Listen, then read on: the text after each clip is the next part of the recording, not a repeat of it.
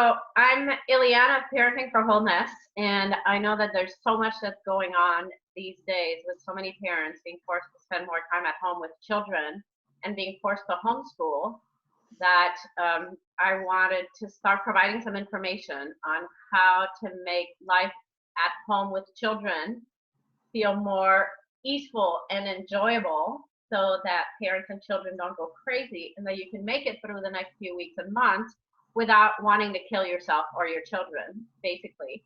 And as a homeschooling mother, I do have a lot of experience in that too, that I would like to be able to provide parents who are new to it some support and some ideas, again, to make it easier. So in this, I'm having this conversation with my daughter, Cassandra, who is 27 and was homeschooled till the age of 10. And as you will see, is a very, successful, thriving, articulate person. So obviously my approach to homeschooling did not screw her up anyway. And it definitely did not screw up my other two kids. So when we talk about homeschooling in that context, you can see the result of it. I mean, I guess that's part of, wanting to have her here, as well as the kind of my area of expertise is working with people who are already very convinced about respectful parenting and how to make it really work practically. So my area of expertise is not on kind of explaining to people why that's the approach that is most effective. So Cassandra, as somebody who's worked a lot with children and who has the experience of having been parented that way, I thought could bring in some of that kind of perspective. Mm-hmm. And then there's Sandra here too, who is somebody who works with me and for me, and who is a mother and who is in the situation of kind of homeschooling her children because of what's going on and kind of having some challenges with her husband about how to best go about it. So I don't know if you want to say a little bit more. So anyway, but Sandra, we were having a conversation yesterday and we decided to do this call to maybe help answer some of the questions, and she's kind of representative of what some of the people are going through these days. So I don't know if there's more that you want to say, Sandra. That's right. Yeah, I have a 7-year-old and a 4-year-old, and I did Eliane's Clean Parenting program 4 years ago when my son was just born. And my husband has a more mainstream, perspective, and he went to a school abroad. So he had like a boarding school experience and a British system of school, with a lot of memorization. And I think they even caned when they were caned for doing things wrong or for being bad. And corporal punishment is really common in their culture. Yeah, and then I come from a Buddhist family and have this it's very organic for me to have a respectful style parenting. I'm also like highly sensitive in the way Eliane is, and I feel very empathetically for my children and feel the emotions very strongly that they feel. So I also tended toward kind of the typical attachment parent who, if I feel something if I feel my children suffering, I might give in. And I really didn't understand how to set boundaries or, set limits and understand the benefit of it until I really did Eliane's program. And now we have a lot more harmony, and even my husband is like enthusiastic about Eliane's work. And it's so funny to me that even somebody who believes in corporate punishment still even promotes what I do. But I know, like, that's one of the things that we were talking about, Sandra and I, before Cassandra got on and we started recording, is that really what I want to talk about more today, even more than the benefits of natural parenting and all of that, is effectiveness. Because I feel like that's what people are really needing right now, is that what I teach, and in part because a lot of the focus of my work is on being a leader which is that's often missing in a lot of peaceful parenting teaching. So really what I want to focus on today is that, like the leadership or the effectiveness. So how to parent in a way that will be effective. So it's not about finding a short-term solution to get your child to do what they want now, but so that you're still having a good time an hour from now or tomorrow or 3 months from now if you're still at home. So that's really, for me, my goal in this discussion and in all that I think I'm going to be putting out there over the next few weeks and months, is really on the effectiveness. What is going to create these weeks and months to be where it's manageable and where you don't feel like you're losing your mind. Beautiful. And I just want to say, I don't think my husband would say he's a believer in corporal punishment per se, but he does see a lot of benefit to structure and even outside motivation, not just being internally motivated. So once I saw your interview, Cassandra, and I saw that you're leading, you're some kind of gymnastic coordinator, or Yep. Well, so maybe we can let Cassandra kind of introduce herself a little bit and say what her take is, whatever. I supervise a gymnastics program, so I'm in charge of about 20 staff, and then so I don't usually teach the classes on my own anymore. I'm more stuck in my office, but when my instructors have challenges, which a lot of them are 16, 17 years old, first job, like don't necessarily have like the natural instinct of handling and managing 6 to 8 5-year-olds running around at a time, I will help jump in every once in a while. So, and honestly, the way I learned the most, not only being parented, peacefully and all of that, but like when I was nannying, I would have all these struggles with the 2 and 3-year-old, and then I would call my mom and say, I don't know what to do. Oh my God, I forgot that. Oh my God, that almost makes me want to cry, but it's true, I forgot. Yeah, so I mean, there were times when, they wanted attention, or, were definitely motivated by like candy and things like that. And I eat very healthy. So to me, giving you a, gummy bear or whatever is not my way of trying to get you to do something. So a lot of it came from that, but just finding it was a lot of like simple things, I guess, is what some people are probably could use right now, or like, instead of trying to trick your kid into doing something, it's more one of the biggest things is kind of repeating and trying to name what they're feeling.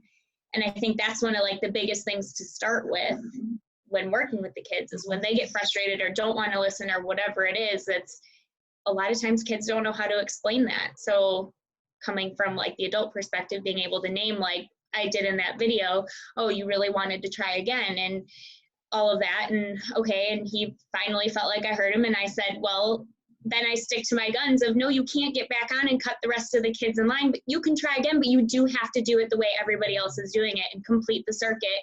And then you can keep doing it and you can try 10 more times. But so what Cassandra's referring to, I'll post the link when I post the video, is it's like a little video that we did of her just kind of telling the story of how she handled the situation. It's just like a 3-minute video. Yeah. Where she really demonstrates like what it's like. And really what I want to kind of talk about today, or I guess that was not my intention, but now it's getting clear as we're talking.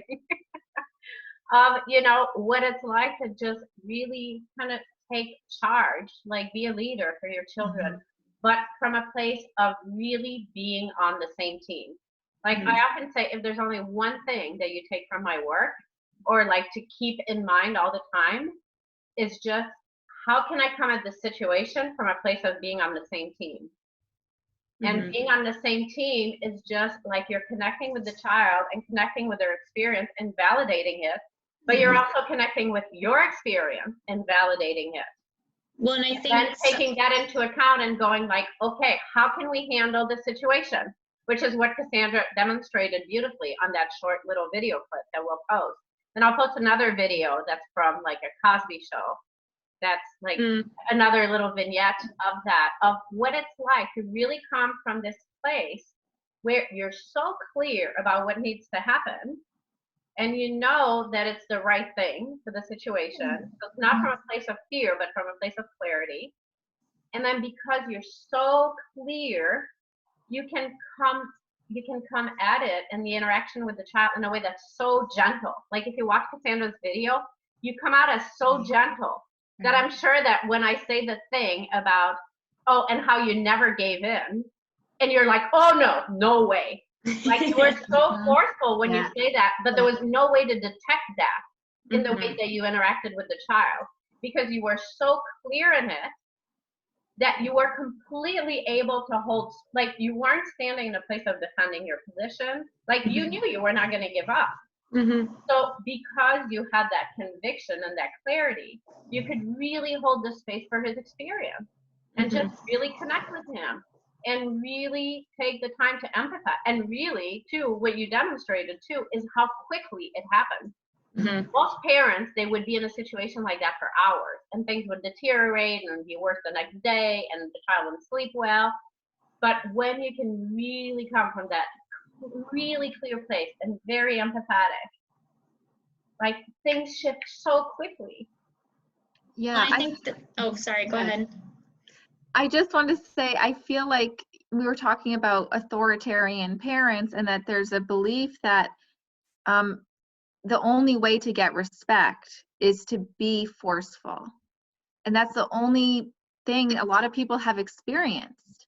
So to discover that there's another way to earn a child's respect, I think is so critical to convey. Yeah. Because it is, I mean, I would say that you girls, I mean, I know you all respect your dad, obviously, but I think you respect me too. And it's not like, I mean, none of you were ever punished. I mean, our three kids were never once punished in their life, and it's not like they're submissive people. They all have very strong personalities. They're all leaders, you know, and so, but I lost my train of thought.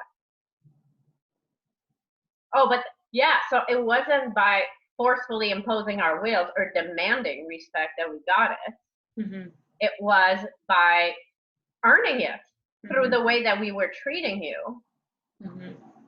Well, and I think what you said, Sandra, too, is like that there's being strong and earning the respecter.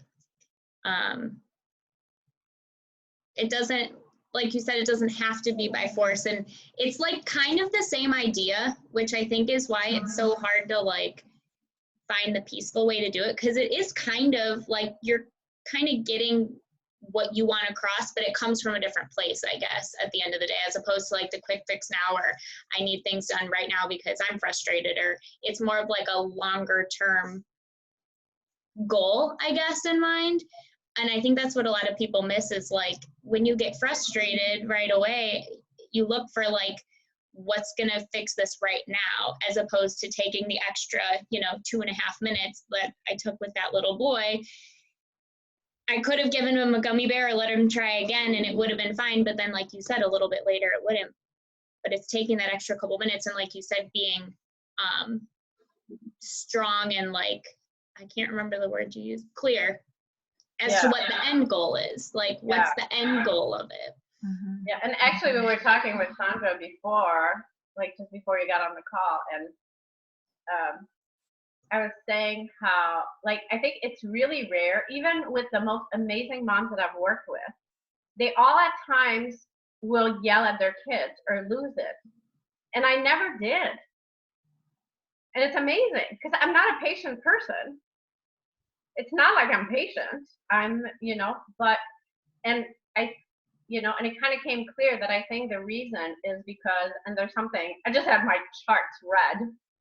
And there's something about me where I always see the long view. So no matter what was happening, I could have 3 kids yelling, whatever, and I could, even if I was tempted to yell in the moment, right away, I could predict what would happen 10 minutes from now, an hour from now, how the night would go, what it would lead to when you were teenagers. Mm.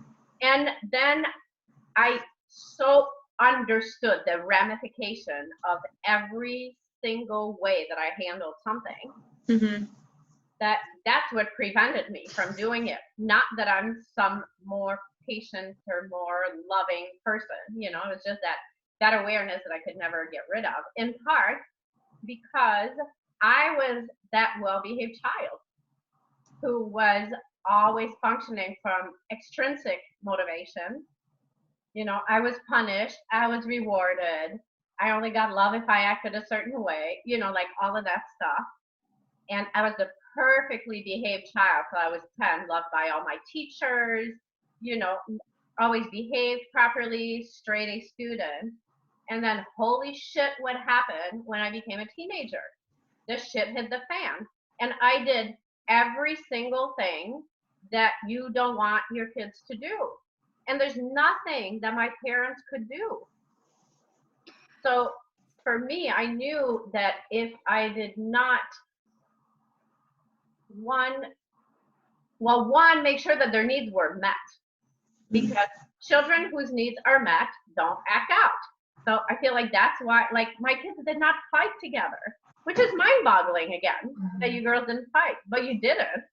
And it's not, again, because you don't have strong personalities or opinions, or not all three of you leaders. But they didn't fight. But why? Because when people's needs are met, and they trust that their needs are going to be met, there's not this, like, angst to try to get your needs met at all costs.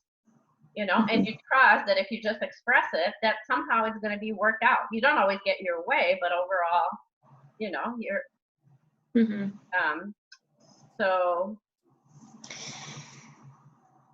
So what's, I guess, the intention of this particular, like, video chat?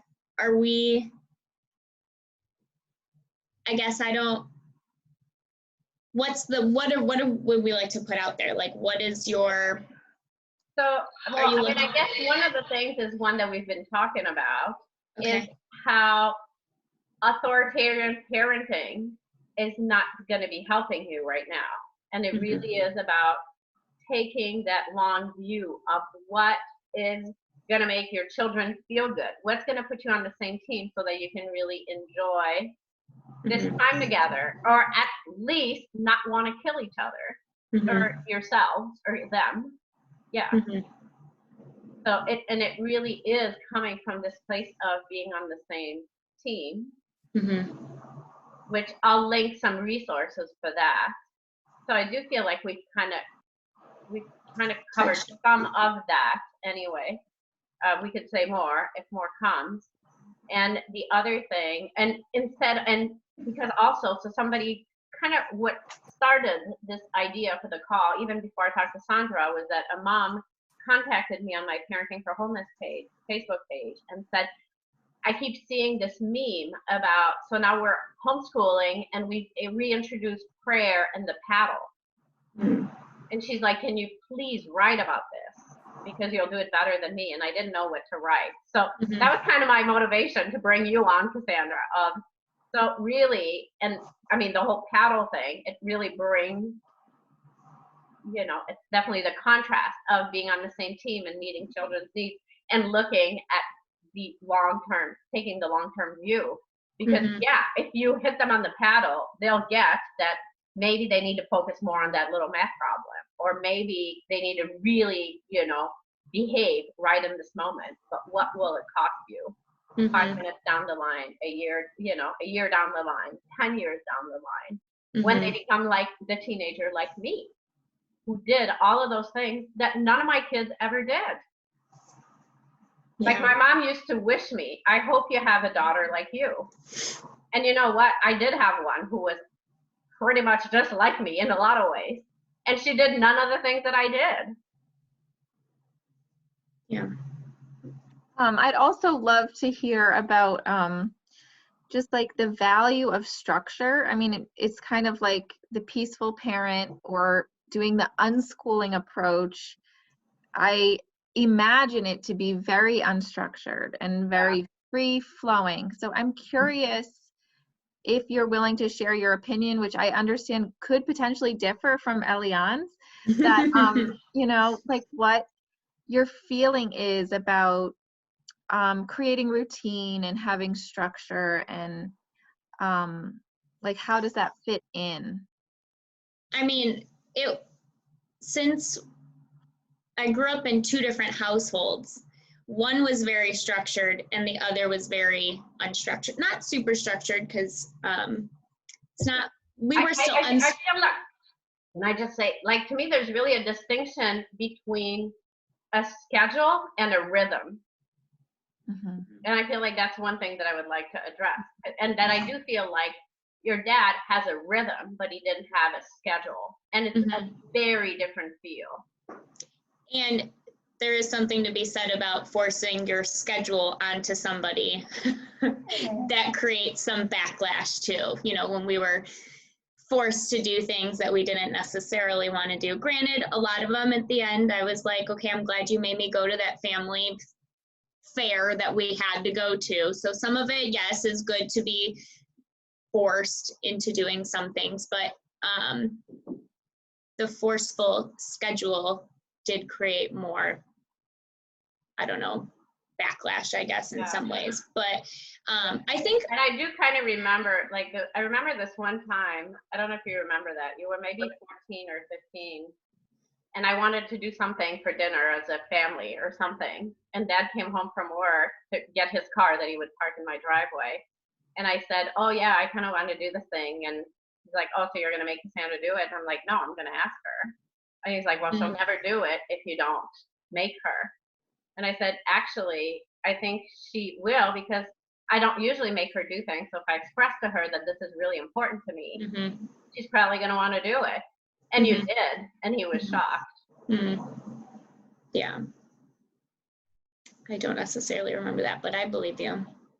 But I do think, I guess, structure, rhythm is important on some level. And I had shared with you guys something that a friend of mine, Nicolette, had posted, just like a little, it was kind of like a schedule, but I think it's more about meeting like a free-flowing schedule. Like there's certain things you want to get done in a day, and I think it's important to kind of have goals, I guess, and then find a way to make those goals happen throughout the day. Like we have to eat breakfast at some point. We, you know, would like to go for a walk at some point. Whatever the goals are, do X amount of homework, but finding a way to do it all together. And I guess, I don't know, I don't run a household, so I can't like explain it from personal experience at the moment, but you do, but you run a department. I mean, she's in charge of gymnastics and dance and special events, and you run teams, and you've nannied. So you have run a household when you were nannying those children. So you have, and you're organized, so you have a staff. So I guess, I mean, we would, I guess, with that 2- and 3-year-old, you do have to eat breakfast at a certain time. It doesn't always go the way you want. Sometimes they only eat one strawberry for breakfast, but as long as you get something, you know, that was, he had to get to school. So we had to eat breakfast at a certain time. Some mornings were better than others. But then it was just, yeah, going about your day. I can't necessarily remember. I guess mealtime is always tricky with kids, or young kids anyway.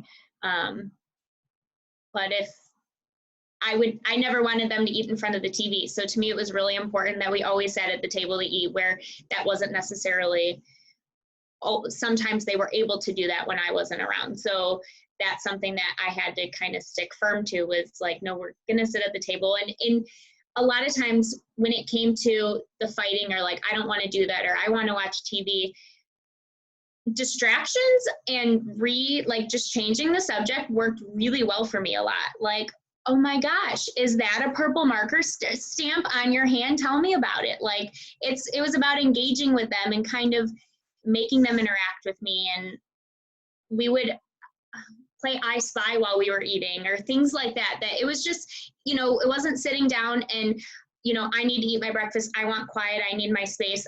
I did take a lot of time to engage with the kids. And I think that helps create that like fluidity and rhythm when you're like communicating with each other. And I have a whole module on that in the Clean Parenting program that I've never written, like module 10 on like inspiring, like how to inspire. So there's really this idea, and I gotta post a meme of it, but there's a meme that Laura Markham created where it's like, you can have as high of expectations as you want almost of children, but the level of support that is required is equal to the level of expectation. So Cassandra, even though it wasn't required in the house, for her, it was important that the kids don't eat in front of the TV. But she took the responsibility of making it happen in a way that wouldn't be damaging to the children, where she really got on their team. So she took it seriously. She wasn't expecting obedience, and it wasn't about getting them to do it at all costs. It was like she took the responsibility of what was important to her. And then she respected them in the way that she made it happen. Man, that's amazing. That was like several years ago too. I mean, you were a baby. That was probably 5 years ago. But I think I also noticed, like, you know, the days where I might be more distracted or on my phone or I don't know, kind of in my own little world, not paying attention to them, that's when they would act out more, or we would have more issues. So, and that's hard too, because you also can't constantly give them attention. But there were times when, like you said, it was important for me to sit down and eat. So my phone was away while we were eating because I expected them to be interacting with me. So then I should give them the same respect back. Whereas if I was doing dishes and I was like, no, I need to focus on this right now, like, you go play, but as soon as I'm done with this, like, you can help me put them in the dishwasher, you can help me put them away, but as soon as I'm done with this, then we can play. So it was also when I needed them to play on their own or, you know, not bother me, I had to just kind of set that. Kids need to see an end in sight too. Like, I will get that attention back at some point. So giving them like something visual where I'm done with the dishes, now we can play type of thing. You know, I think that's so amazing. I did not realize all that went into it. But I am remembering how often we were, I had forgotten that, how often we would talk during that time. And how I'm like, he's throwing a tantrum, what do I do? And you would come over with the little one all the time after dropping off the, oh my God, it was so sweet to see her. But also, so some of what you're talking about too is they were really young. So I think he was 18 months old and he was 3. So yeah, when they're toddlers, and to me, that's a lot of it too with this way of parenting, is at first, you have to invest a lot of time. But for me, I feel like a lot of parents who are able to parent that way from the beginning, I say there's a way that by the time they're about 6, you're almost done. And you're not done. I mean, obviously they still need support, but the relationship's established, they're able to meet their own needs. You know, all my kids could kind of cook by the time they were 6. I mean, Gabby would make me breakfast while I worked. It's the rhythm. It's that built-in rhythm that you created from the beginning. Right. And because they've matured enough and they trust you enough, and because if you've been a leader with them, you know how to work together. So you all know how to, I mean, it's funny when my kids come over for dinner or whatever, or we're in the kitchen, we all kind of do things alike. It's so effortless. Like, it's hard to have other people in my kitchen, and maybe it's true for all of us, but being together, because we kind of all learned how to really work together. So we function well together. So it's super easy. So that's what happens. It's like you have to invest the time for a few years of really getting on the same team and really ironing out like how we work together and how do we respect, like when we're talking about schedules and structure and rhythm. So for me, I was very unstructured. And with some kids, that works fine. Like, mostly that worked really well with Gabby and Cassandra.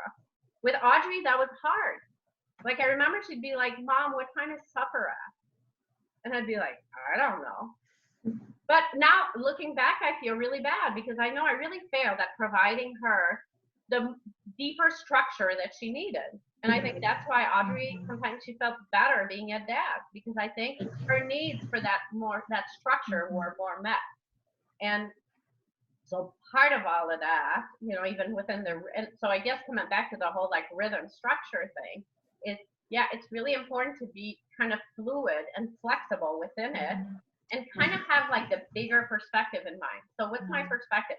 My goal is that if they go back to school in 6 weeks or in 3 months, that they're not behind the other kids. Well, does that mean that every day from 12:25 to 12:55 they have to be doing a math problem?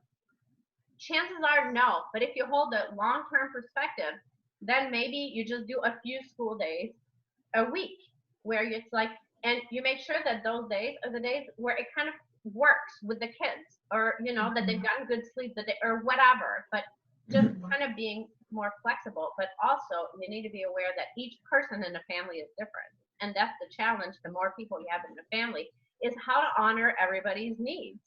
And sometimes you can't fully, like, I feel like, and maybe I could have better, you know, when my kids were young, like honored Audrey's needs that were different from the rest of ours, or at least had more empathy. Because I think for me, I would feel threatened. I mean, still just now saying those, I hear those words, like when supper, and I can feel the resistance, because I felt like she was trying to make me into somebody that I was not.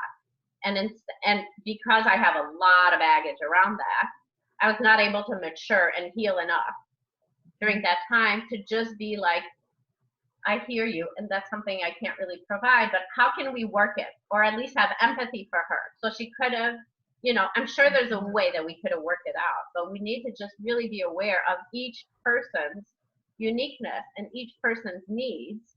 You know, so for you, Sandra, it might be, yeah, really honoring your husband's needs too for more structure. And how can we hold, you know, how can we hold everybody's needs and just really look for a way that's going to work for all of us?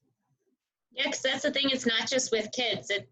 This way of parenting, it works on adults too. Which I think is like the biggest secret, is it's not about parenting. It's about, and that's what I tell people all the time. Like, stop thinking of it about parenting, and just start thinking of it as being in interaction with tiny humans. In fact, I just gave this interview. We talk about that so much.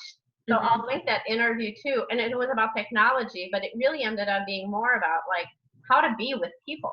And like, I remember years ago, Cassandra, I'd be like, come and work for Parenting for Wholeness, blah, blah, blah. And you'd be like, well, that's not really my thing and whatever. And then a few months ago, I remember this conversation. I don't think I'll ever forget this conversation where you're like, you were asking me advice like a few times because you were going to hold team meetings. And then, so anyway, so we would talk about some of it, and I don't know exactly what was happening at work at that point, and you were like so frustrated, and you were like, I don't understand, like, she's like, I'm like, yeah, I know, like, this is what I teach, basically like how to treat people. And you were like, yeah, like, I didn't really get that, because to me, it's also self-evident that I never got that there was a need to teach people that. But we really just need to teach people how to treat people, and it's the same way as how to treat children. Yeah. In a way, it's so common sense when you, I think, experienced it, that you don't realize that most people don't even know how to do something that basic. Which to me, really, I feel like that's an opportunity for parents homeschooling, is like teaching children all the stuff they'll never learn in school. But that is what, you know, I mentioned it on the video of the Clear Benevolent Leadership video that Cassandra did, but like, my kids are so good at their jobs and at being coaches in a way that nobody else is. Or serving the public like Audrey does. What? Or serving the public like Audrey does. I mean, and managing her coworkers, like she's not even necessarily in charge, but managing and working with the people around her. Because you said she was like, I don't get why people just like fall in line behind me. I don't do anything, right? Like, she made a comment about why whereas do people. All the other managers have, because she is a shift manager. I mean, she is kind of. Yeah, so she's like a little bit. Right. Step up, but yeah, all those other employees don't listen to any of the other managers, but they listen to Audrey. She's like, I don't get it. Why? So for her, I guess it's more innate, but Well, it really it's is. not, because then when I described it, I was like, you're doing clear benevolent leadership. She's like, what's that? And then I broke it down, and she was Right. like, oh yeah, that's exactly what it is. And yeah, Right. part of it is innate, but part of it is that's how she was treated. Or I guess it was learned. Like it's innate in her now. Like she doesn't have to think about doing it. But Gabby does it too. Like Gabby did it too. She was a coach too. She coached all these kids, and she never had any problems, and she was adored. And why? Because it's like once you're treated right, you automatically treat people that way. And because you girls didn't grow up, so like most of the people that I work with, they grew up in an authoritarian household.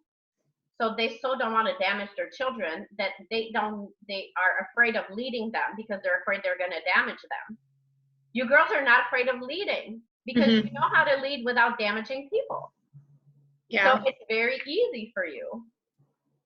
Because I've also learned by managing staff that, well, and even for myself working under a boss, I do like to be told what to do. Like if there are expectations of me, I want those like clearly relayed to me. I don't want kind of wishy-washy, here's what you could do, or this. Like if there are expectations, tell me what they are so that it's happened.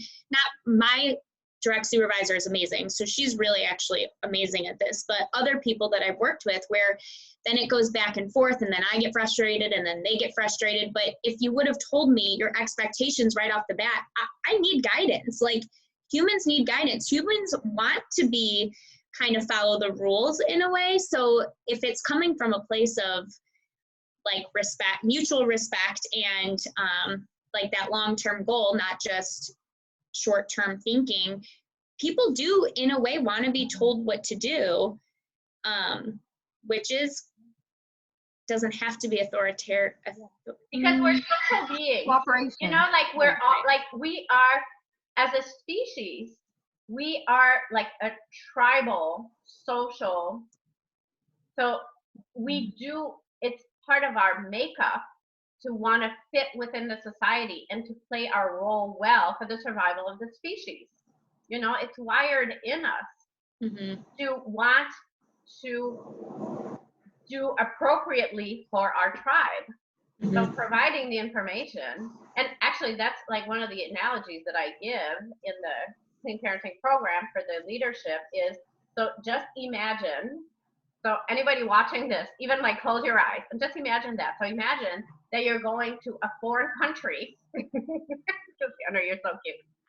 That you're going to you're so obedient. There you go. Like it shows how obedient she is. I want to experience it. Yeah. So imagine that you go to a foreign country where you don't speak the language, and you've been assigned or you hired a guide to guide you through it. So now imagine that this guide is just really afraid of damaging you.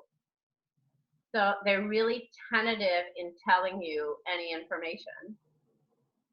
So you walk into a place and you don't really know what's expected of you, and you see what other people are doing, but you don't really know. Like, how would that feel? How would you feel about being in that country where you don't speak the language, you don't know the culture, without any clear guidance? Then imagine same scenario. You're there. You're assigned this leader. This leader knows what they're doing, and they take the time to really get to know you. And then whenever, as you're approaching a new situation, they just provide you the information. So this is how these people live. This is kind of what's expected here. You take off your shoes. This is what you can say, what you don't say. And they just matter-of-factly provide you the information, not being afraid of giving you any information, but it's always done in a way that's respectful, that's not judgmental, that's not blaming you. How would you feel about being in that foreign country? That works, actually, if you close your eyes and do that. So this is what children are. So children are born, they are already their own person. So it's not up to you to dictate who they are to be, what their interests are to be, none of that. All of that is already wired in them. They already have their own values. They already have like their blueprint of who they're going to be, but really not who they're going to be, because they already are who they're going to be. But they're new to the planet. They're new to this world. They're not, their brain is not developed. They need that guide. So we need to take that role seriously of guiding them, but in a way that is fully honoring of the full human being that they already are, and just really meeting their needs so that, it's like, think of a little seedling. If you have a little seedling and you don't give it enough sun and enough water and enough nutrients, it's not going to grow right. And is it because there was something wrong with the seed, or because it wasn't nurtured properly?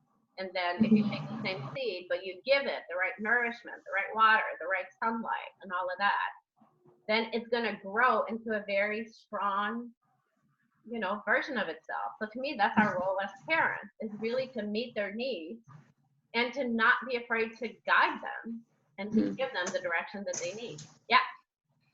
Sandra raises her hand. That's so funny. I'm like the least authoritarian person, and I have one obedient one and the other one who raises her hand. I'd love to ask about a question that my husband and I have really different views on, which is like how to instill perseverance and grit. For example, if the child is doing a sports or and then it's hard and they don't like it and they're complaining and they want to quit, or even just, doing these school assignments that everybody's having their children do at home. Like, where does that fall in terms of the guidance? And yeah. Which one of us are you asking to? Because we probably have different answers.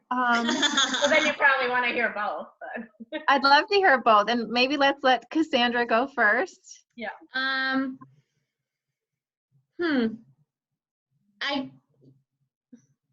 So I always considered myself the tough parent when my parents got divorced between me and my mom when it came to Gabby. Just because I was the one that was like, no, suck it up. Like, because I kind of feel like her sister was 5 years younger. Yeah, sorry. Cassandra kind of became the surrogate mom, especially like when she was at her dad's. She really sweet stories, but yeah. Yeah, because I was 8 and Gabby was 3 at the time when they separated. So I, kind of took on that mom role. And then I thought, well, Gabby's always been the angel of the family. So I always thought my mom was very, comforting to Gabby, took care of. Gabby also looked like she was 6 even when she was 12. So it was easy to take care of her kind of like a baby. And granted, looking back, she is also very highly sensitive, and maybe I didn't always approach things in the best way, but I also appreciated my dad would kind of be like, you start something, you finish something, like that's important. And then I had my mom that was like, well, did you try it? Did you try this? Did you go, gave all did you try this? Did you do that? How do you feel going to practice? How do you what don't you like about it? Kind of walking through everything. And then, okay, well, if you're not up for it anymore, we don't have to continue. But for me, it was nice to kind of have both, because I feel like I learned. That's hard, because I think there's a good combination where in life you are going to deal with a lot of people who you may not get along with it. If it's a soccer practice and you have a really mean coach, and sometimes it's the people that it's with, it's not the sport in general. When it comes to that, schoolwork is, I think, it's a little bit of a different thing because you have to do it. But I also think it's important to learn there are some things you just kind of have to do at some point. Like, you're going to work for a boss who's going to give you things that you just kind of have to say, thank you, I'm so excited to do this, and you may not be. So I don't know how to go about that, I guess. But that's I do have one memory, though, of like you and homework when you first started school. So I was a diehard unschooler. So when Cassandra said she wanted to go to school, that was the hardest thing I think I ever did in parenting, was let Cassandra go to public school when she was 10. And I had to have so many talks with myself and to be like, Ileana, you believe in your children pursuing their own interests. And if you're going to be in integrity with yourself and her interest becomes school, you have to let her go. Anyway, so it was so hard. Mhm. And Cassandra went to school for social. It was certainly not for the schoolwork. So when it came That's to true. the end, she kind of is a procrastinator. So at 8 o'clock at night, she'd be like, oh, I don't want to do my homework. And I was like, oh my God, how am I going to handle this? I've never made my kids do anything, which is not true though, because I got you girls to do whatever I wanted through leadership. So it's not true that I didn't get you to do anything. Because our house was always neat and clean. Yeah. And, Oh, you yeah. know, like, so I would get, but I would never like, in an Force. authoritarian way, make you do Right. something.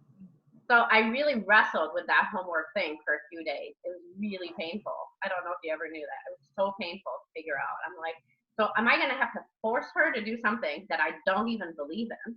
Like that was, and then I remember, then I figured it out. And you were like, I don't want to do my homework. And I was like, okay, that's fine. But her teacher made both of us cry. She was so scared. Like 4'10", 85 pounds, but holy shit, Miss Hayes. Oh, And yeah. I was like, okay, so you don't want to do your homework. That's fine with me. But just picture yourself tomorrow morning when Miss Hayes asks for your homework and that you tell her you didn't do it. Are you okay with what's going to happen at that point? I never had to say another word about her homework. And that's the only thing that I remember that I would do when I would know you had something due or whatever, is I would say, okay, but did you think about what's going to happen tomorrow? So it was not about making her do it. It was really about just helping her see the full perspective. Mhm. And I feel like that's all that I ever did with you girls. I never made you do anything, but it's not like I ignored what was going on either. Right. So I would bring you back to, are you sure that this is, like, have you thought it through? Mhm. So I feel like, to me, that's what helped you connect in part with your own motive, because all of you are really motivated and you've all achieved really big things.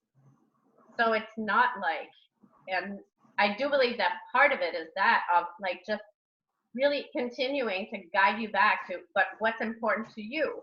Mhm. Because when something is important to you, all of you absolutely have the stick-to-itiveness. And part of it is because I do, and so does Dad. You know, so part of it is the modeling too, of like when you really care about something, that's when you put really your focus in it. Well, and I guess looking back, when I think about the things that maybe we didn't want to stick with when it came to my dad, like I know Gabby quit, actually both Gabby and I quit gymnastics at some point. And I do remember him, you know, it was like, you know, wait till the end of this, or, you know, kind of made a milestone of, I know you enjoyed that. I know like you really like to do this sport. Gabby's was, she had an awful, awful teacher. So she was actually and being highly traumatized. sensitive, she could not handle, like, to me, that's the thing. Even in hindsight, I realized that probably you or Audrey might have been able to stick to it. Right. With Miss Ellen. But Gabby, being highly sensitive, Couldn't she do it. really could, like, it really was traumatizing her nervous system to be around that woman. But there was like, there must have been a certain level of, because he didn't force us to finish anything either, but there was more of a, I guess, a traditional way of, you know, you chose to do this, you should follow through. But with that being said, he kind of, I guess in a different way, had us give it a chance. Like, what is it like, if you really do enjoy this, like, give it a chance. And if you still are feeling a certain way, you don't have to continue, because I want you to try and find what you want and what you are, you know, happy to do. So I guess he did it something similar, just a slightly different approach to it. So does that kind of answer your? Yes, it does, and it does sound a lot like the difference between my husband and I. His approach sounds a lot like your dad's. But I can also, just thinking about the parents who are struggling right now to get their children to do schoolwork, and they don't want them to fall behind. They can't utilize that. Like, think of the consequences of tomorrow at school. It's much more. Here's one thing though, is that So I have this audio, and maybe I'll post that in the links too, of why I decided to homeschool my daughters. And one of the reasons was, so I was a straight A student, and I was, even when I was in the US and I went to school here, I had a 4.0 GPA. So I was, you know, like that's whatever, like that's the highest that you can have here in the US. It's like, and so I had that perfect grade. And then I had this class, this history class, which I hate history because it's just memorization, and I suck at like, give me math, physics, something that's logical, you know, like I can handle that. But anyway, so this class was twice a week. We had a test, a quiz once a week. So I think whatever, let's say it was on the Thursday. So I would study 10 minutes before the quiz, and I would always get A's. So this one week I study, the teacher doesn't show up. So the following Monday, when I know we're gonna have the quiz, I figure I studied again. I got 50% on the quiz. So what did I learn? Very little. And really, if you look at school years, like when you get back to the beginning of the school, you kind of have to review everything that you did the year before. So much is forgotten. So I would say that I would keep that in mind of what are the things that they're really going to learn and retain, and maybe on those things spend some time. So maybe, you know, spend a little bit of time on getting them working on, I don't know, their writing or their, some of the math concepts, so that they kind of keep up. But the stuff that's just memorization, chances are that they're going to forget it anyways, you know, 2 weeks from now or 6 weeks from now. So I would not put too much energy on that. The other thing that I really want to say is, so you can see Cassandra, how smart, articulate, successful she is. She didn't go to school till she was 10, but when I say she didn't go to school, she never cracked open a workbook. She never had a school book, never filled in a worksheet. She didn't, none of my kids knew how to read till they were 8.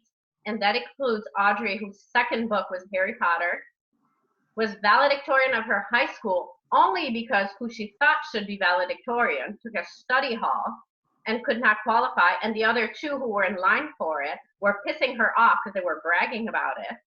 So she decided, like a year before, to become valedictorian, and did it, and then got accepted at NYU, which is kind of a prestigious school. In part, she said, because of her essay on, because she was unschooled, she's motivated to learn, and that's what's going to make her a great student. So getting young kids to memorize facts and to do stuff early on by fear of them falling behind, since 2 of my kids did not go to school till they were in 5th grade and went 4th grade with having 0 preparation. And Audrey was straight A from that first year, from that first week, I think. You and Gabby had to work a little bit harder. So yeah, you had to work like the first half of the year to get your B's, which is what you got. The first year was hard. The first year was definitely hard, but I think it was also more about finding the rhythm of school and self-motivating myself to do the non-social parts of school. But she rocked at the social part. Holy cow. That was fine. She owned this school from day one. But I'm sure, I know right now teachers are requesting things be turned in, and they do have to send things in for grades. And so I guess, yeah, finding the priority of what's important, but not being too concerned that they'll fall too far behind if it takes a little bit longer to submit the assignment or whatever the case may be. These times are so weird right now. So everybody, I think even teachers, are trying to figure out how to manage and handle things. And like you said, the kid won't necessarily fall behind. It just may, the assignment might be late or something like that. But I don't think there shouldn't be any concerns about, I don't know, not being successful in the future. Because I feel like that's what people are worried about. And that's the thing too, that, you know, for me, if I look at all of you girls not going to school till you were 9 and 10 and how well you did, and they all graduated college with honors. Well, Gabby hasn't yet, but she's freaking out about maybe getting a B. I mean, that's so really like excelled in college too. And mind you, we are wired that we do well in school. Like not everybody has their intelligence wired in that way. So I know that kind of genetically you also have an advantage in that. Not everybody has, but it's not having gotten so well prepared when you were really young that, or I feel like actually it is that you got really well prepared. You got really well prepared and feeling really good about who you were, feeling really good in your body, so that your attention is not like how most of us are on dealing with our inner experience all the time because we're so tortured inside and we can't like figure out how to be ourselves and feel judged, like all of that. Like I feel like you girls were like healthy enough that you were available to engage in the world well. Well, and right now, I think if people have time, we did learn a lot just through like everyday life experiences. So right now, it's a unique opportunity for the parents that do have time and don't have to do their own work throughout the day. But, you know, the math problem could turn into a baking project, like things that, you know, they don't want to do the work, but when you see it and can kind of apply it to actual real life, that turns out into delicious cookies. That's kind of a reward, but it's a reward because they were like, it doesn't have to be framed that way. It just is like a natural reward. Exactly. It's like how all of you girls, I don't know. I mean, for you, Cassandra, you like to eat healthy because your body doesn't feel good when you don't. Mm-hmm. So that's the reward of you eating healthy. But to me, that's the natural consequence. It's not an, outwardly assigned reward. It's the real reward, which is really what we're after. And I feel like, to me, that's the whole thing about being intrinsically motivated. That's why my focus was so big on that, is that I wanted you girls to grow up to do what felt right and good to you because it feels good, like in your body, in your bones, with your values. Not because somebody's going to approve of you or because somebody's going to give you some extra bonus or whatever. Like you all do well at work, not to get the good evaluation at the end of the year. You do well at work because it feels good to do well and to serve people well and to take good care of people. To me, those are the intrinsic motivations that all of you are. Like when Audrey was valedictorian, I was like, oh my God, I remember crying and crying and crying. And she came home, I'm like, are you proud? She's like, I'm not really thinking about it anymore. I'm just like, I'm so excited to move to New York. Like it wasn't even on her radar that she had become valedictorian. I could not wrap my mind around it. And at the same time, I was like, oh my God, did I succeed? Like she's so intrinsically motivated that she only did it because it was her personal goal. She met her goal. It wasn't at all about the acclaim of anybody. She couldn't care less how we all felt about it. It was mind-boggling. Yeah. So I feel like, well, I want to be respectful of Cassandra's time. We didn't talk about how much time you have. I've been ignoring a lot of work emails popping up. I'm sorry if you guys can hear them dinging. No, I can't. There's one more thing I want to say before we wrap up, though, that I think is really important. So, because to answer your question, Sandra, about how parents, they're forced to force their kids to do the homework. And I would say, like, my number one recommendation for that would be to empathize with them. And just to be honest, and to say, I know it kind of sucks that you have to do that. And I know, I'm not sure what the benefit will be to your life, but this is what's expected. So how can we make it as painless as possible? Let's just get it out of the way and then we can have fun. As opposed to being like, no, they told you to do it, shaming them for not wanting to do it, denying their feelings about it. So if you're really empathetic, give them a space to just express it. Be honest. Like that's a huge thing. Like children respond to just honesty. When you're just honest with them, then they trust you. Like if you say, I know it sucks, I wish you didn't have to do it either. Unfortunately, you kind of do. So how can we handle this? Then they feel like you're on their team. And then they'll come up with a solution. And then they'll be open to your feedback. And then, like, I feel like, and that's a tool that you have forever. Like, I feel like that's one thing that I really wanted and that I felt like I had mostly with you girls was that you were open to my feedback because you trusted me, because you knew I was never going to try to get you to do something that was out of integrity with who you were. Okay, I did push my agenda some on you girls, and I know I did that too much, and I'm a little too opinionated. But overall, I do feel like you were open to my feedback, which most teenagers are not with their parents.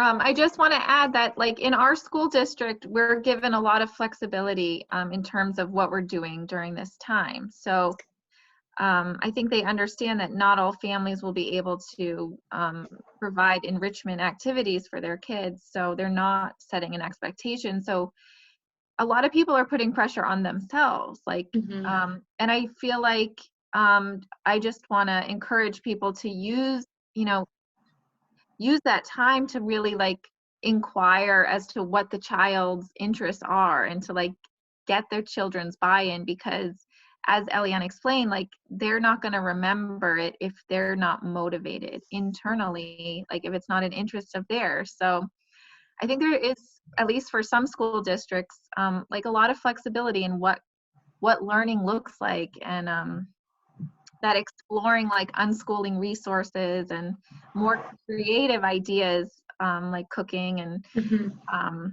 just doing things that actually as a parent you enjoy too. So finding like mutually win-wins for activities. There is that flexibility.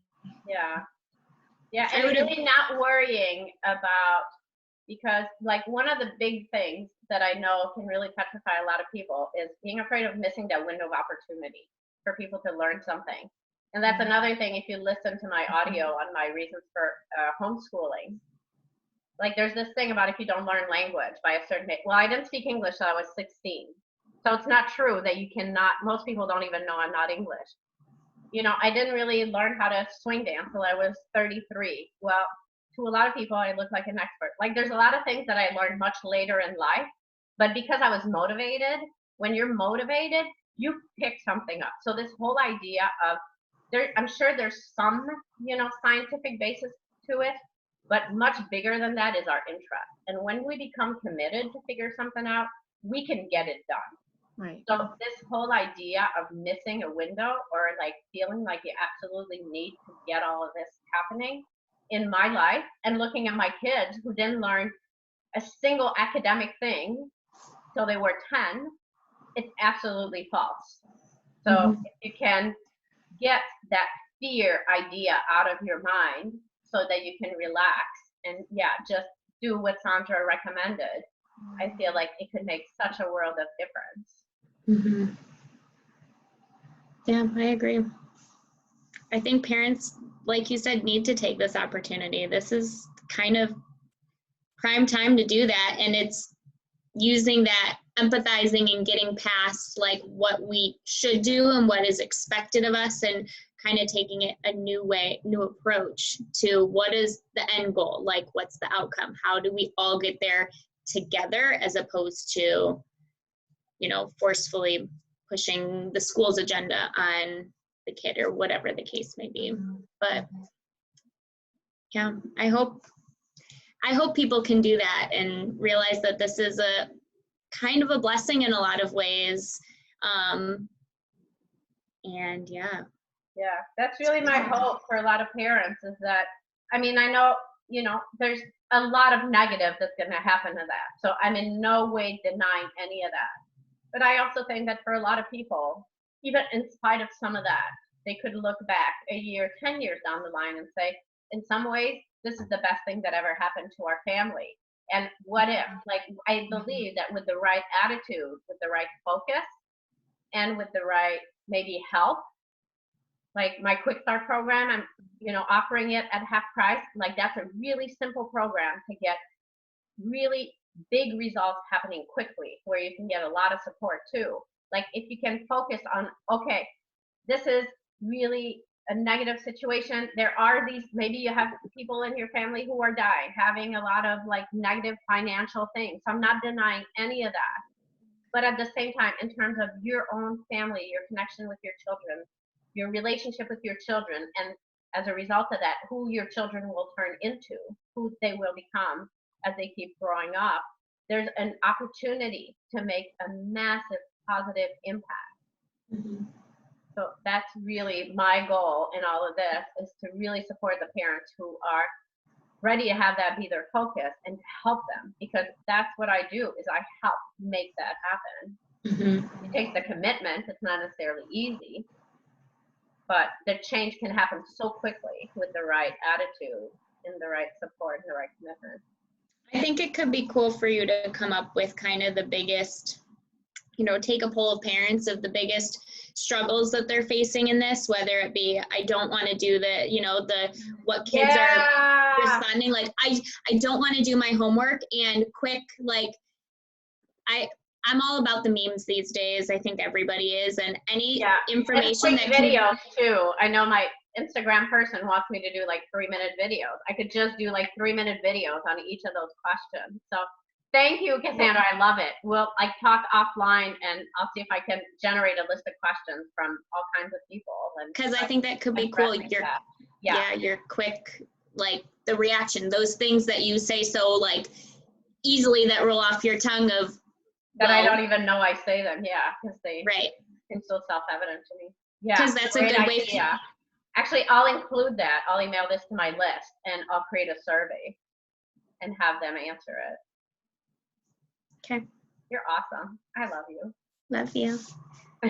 I want to give a thank you to both of you, and especially Cassandra. I watched your video yesterday, and your strength in setting that boundary with the child was really encouraging to me, and kind of reminded me, like, ooh, I need to work on that.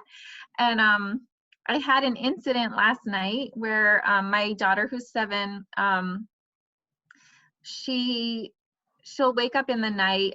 Her room is like right next to ours, and she sleeps with her brother, usually in separate beds in the same room. And she was crying, and she came into my room, and she says she doesn't want to be alone. And that happens a number of times. And my son was already in our bed, and there really isn't room for her. And her bed and my son's bed are really uncomfortable for my back. And if I sleep there, I'm going to be uncomfortable. Mm-hmm. And usually I would just give in and go sleep in that room. But last night I was so tired, and I just like stuck to my limit. Like, no, I can't. And she was like, fine, I'm going to go read, because she couldn't sleep. So she went and she read. And this morning, and honestly, that's the first time I've ever set the boundary with this issue. Mm-hmm. And this morning she was upset, and she was sulking, and I came and I was with her, and I empathized with her of like how it must have felt, and like, how I really don't want her to feel so lonely in the middle of the night. And we were able to deeply connect. Mm. Yeah, I just felt like, oh, thank you. Like I'm able to honor myself and connect to her and enforce a limit. So, that's awesome. Cassandra, the impact that you have, that's awesome. Ellie would say. You need to create a lot more videos. You belong there. I will rope you into parenting for wholeness. One way or another. Yeah, but I guess that's one more thing that I want to say. I guess I keep having one more thing, but I'm going to be sending a lot more info, because another thing that I really want to talk about is the importance of parents honoring their own needs too. And we did not talk about that really today, but that's a really important piece too, in that as well, that I was not so good at doing, which is part of why we had some issues sometimes. But yeah, so look for a lot more information on that if you get on my email list or follow my Facebook page. I'm going to keep posting a lot more on that. It's not just about giving your children what they need, but it's also important that you figure out how to take care of yourself. So I'm going to be providing a lot of support on that as well, because it's equally as important. Because if you're not doing well, your children are not going to be doing well. So you need to take care of yourself just as much as your children. I think this was kind of a cool setup, because you have Sandra, who's obviously done a lot of work, and you do seem like, if you were to just tell me how you parent your kids, I'd be like, psh, you got it. Like, just from the little things you said, it sounds like, you know, you are a great mom and you do care, you know, so deeply for them, and figuring out how to work all together. But the combination of that and then my perspective, which I don't always have all the information, I guess, like the way that I see certain things, it's nice to hear my mom's perspective of kind of the background of, oh, I didn't realize that maybe that was quite as intentional, or, oh, like maybe some of my dad's sternness actually did have some of what my mom was, where she was coming from, and things. So it's kind of that's a cool dynamic to get all three perspectives. It is. You see how much you belong. And not everybody can hear how pushy I am, and how it's not all perfection being one of my kids, because I can be really pushy. That's okay. That's the whole family dynamic, though. It's fine. Yeah. And you can see that you can be far from being perfect and still have amazing kids. Because I always say, that's why I wanted to title my book, How to Raise a Healthy Child When You're All Fucked Up. And I keep telling parents, you have so much room to screw up, because trust me, I screwed up and I'm so far from perfect. And yet, Cassandra, her sisters are equally as impressive in their own very different ways. So it's all about the intention, I think. It's all, you know. Yeah, and mostly respecting children. I mean, I feel like I screwed up in so many ways, but in terms of treating you with respect, I feel like that's an area where it's very rare that I failed. Mm-hmm. Yeah, very true. It's so beautiful to see your connection and to see the actual proof of, you know, this parenting method in an adult. So no, thank you. Yeah, she did just move like half a mile from my house, and she stops by pretty much every day to drop off and pick up her dog, and sometimes food, and sometimes even laundry. Mm-hmm. It's worked out very well for me. Yeah, but it's worked out very well for me that I have such a connection that my daughter would be happy to move back half a mile from my house. And it was actually a contributor, which her dad lives a mile away too. So he was part of the equation too. Mm-hmm. But still, I still say it says a lot about the way we parented that our super independent daughter chose to move less than a mile from both of us. Yeah. Yep. Yes, definitely. All right. Well, thank you so much, Lovey. Thank you, Sandra, so much for inspiring this. Yes, it was so nice talking to you. I'm sure I'll see you at some point again in the future. Okay. Yeah. Bye, beautifuls. Bye. Okay, bye.